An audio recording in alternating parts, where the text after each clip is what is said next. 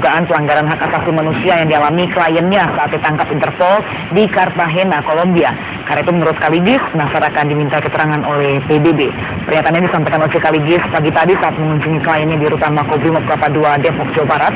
Kaligis mengaku kedatangannya bertemu kliennya kali ini untuk menyampaikan surat yang dikirim PBB terkait pelanggaran HAM penangkapan Nasarudin. Sayangnya Kaligis tidak memperinci bagian mana dari penangkapan tersebut yang melanggar HAM. Kepada WC, Nasar kembali menegaskan tidak akan mau memberi keterangan kepada siapapun, termasuk KPK, jika tidak dipindahkan dari rutan Brimob. Yang akan memeriksa perkara dia karena ada pelanggaran ya, surat. Jadi surat akan PBB akan bersidang tanggal 15 sampai 18 Oktober untuk kasus Nasarudin, itu Muhammad Nasarudin. Jadi sudah mendapat kompetensi ya. Dan dia bilang juga mengenai istrinya kalau bisa diperiksa dulu apa itu bagian anggaran. Oh, bahwa untuk istrinya itu periksa dulu bagian anggaran. Ada nggak ada berhubungan itu untuk kasus yang disangkakan. Nah, dan jadi merupakan hak asasi manusia juga.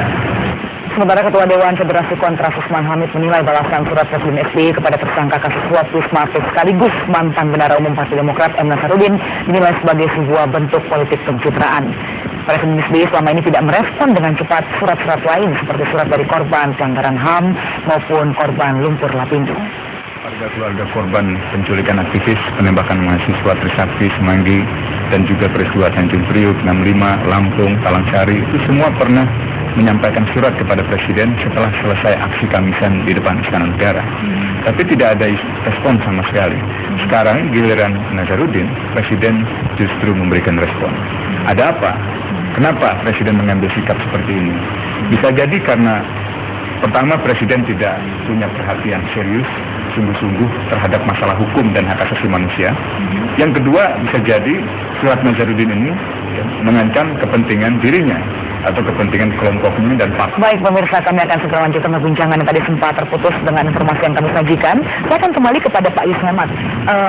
Ketika Nasarudin akhirnya memutuskan untuk mengirimkan surat, sebenarnya apa sih yang dipikirkan oleh seorang Nasarudin? Karena kita tahu banyak sekali kasus lain yang juga berkirim surat tapi tidak pernah ditanggapi oleh Presiden.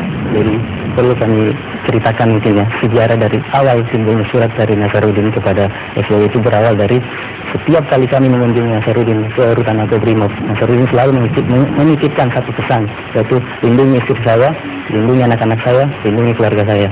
Mungkin pada saat itu Nasarudin merasa bahwa pesannya itu akan lebih efektif apabila disampaikan langsung kepada Presidennya. Posisi Nasarudin di sini adalah seorang rakyat jelata, seorang rakyat yang mengirimkan surat kepada Presiden. Bukan sebagai mantan. Surat itu dikirimkan sebagai pribadi, merupakan curahan hati dari seorang rakyat, merupakan curahan hati dari seorang kepala keluarga biasa yang tidak mengetahui bagaimana kondisi keselamatan dan kondisi keamanan istrinya saat ini. Dan saat itu tanggapan dari tim kuasa hukum bagaimana? Ya, saat itu kami, karena Nasarudin berkali-kali memohon kepada kami, tolong lindungi istri saya, tolong lindungi anak-anak saya. Sedangkan kapasitas kami sebagai kuasa hukum adalah kami akan membantu, kami menuliskan apa yang didesakan oleh Nasarudin, kemudian kami menyusun surat itu dan kemudian ditandatangani oleh Nasarudin dan kami mengirimkannya kepada Pak SBY. Ya, baik. Pak Akip, Anda melihat bagaimana Nasarudin sepertinya cukup percaya diri ya bahwa suratnya ini pasti bisa menarik perhatian seorang Presiden. Ini terkait dengan kontroversi masalah kritik terbuka dan kritik tertutup. Ya, mana lebih efektif, terbuka atau tertutup? Ya, ini masing-masing ada pro dan kontra gitu. Saya kira Nasar orang yang cukup cerdik, ya, cukup pintar gitu ya. Dia memilih kritik terbuka, artinya dia buka surat itu. Nah, kenapa Ibu Sumarsi, kenapa Usman Hamid mengatakan sekian banyak surat itu nggak pernah dibalas oleh SBY?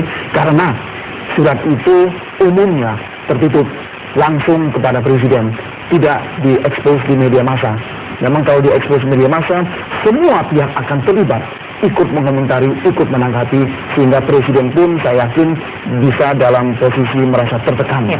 Tapi tahan dulu, saya ingin konfirmasi Ibu Sumarsi, bukankah juga beberapa dari surat Ibu juga diekspos di media massa ya? Setiap hari Kamis ada yang mengikuti. Di depan istana. Ya pasti dibagikan ke masyarakat yang itu ya, pengguna jalan yang lewat. Atau mungkin karena harus diingat, Pak Nasarudin itu statusnya masih anggota DPR. masih pejabat tinggi negara. Iya. Berarti ini Bapak Presiden hanya mementingkan kelompok tertentu tanpa memikirkan bagaimana rakyat yang dipimpin yang sekian ratus juta orang. Berarti tidak ada hubungannya dengan terbuka atau tertutupnya surat dong ini ya? Iya. Bagaimana Pak Syed? Ya terutama terkait karena mau tidak mau harus diakui ini terkait dengan partai penguasa, Partai Demokrat. SBY adalah ketua Dewan Pembina sekaligus ketua Dewan Kehormatan. Ya. Walaupun petinggi Partai Demokrat mengatakan ini nggak ada urusan dengan Partai Demokrat, bohong. Kasus Nazarudin jelas terkait dengan Partai Demokrat. Kalau kita baca lagi isi dari surat balasan SBY ini, Ya. kira-kira Anda memprediksikan ke depan ini bisa membuat kasus lebih maju ke depan? Nazarudin bisa merasa dilindungi dan lalu mau berbicara lebih banyak? Ya. Atau jadinya sama saja? Saya tidak tetap- ada artinya? Saya tetap aku yakin Nazar tidak akan berbicara banyak. Saya tetap aku yakin kasus Nazar tidak akan tuntas sampai tuntas. Berarti sebenarnya apa dampak dari surat ini? Ya dampaknya ya mungkin bisa saja Polri, KPK lebih perhatian terhadap kasus ini bisa saja ya. Tapi saya kira kalau kita berharap ini akan terbuka semua, akan terungkap semua, terlalu tinggi harapan itu. Baik, terima kasih Pak Syed. Juga ada Mas Isama tadi dan Ibu Sumarsi. Terima kasih sudah bergabung bersama kami di Metro Siang. Pemirsa, saya akan kembali. Kami akan informasikan mengenai tim Java Overland dan mengajak menyusuri jejak ulama Kediri, Gus Nik, yang dikenal unik dalam menyebarkan agama Islam. Nantikan sesaat lagi, pastikan Anda masih bersama kami.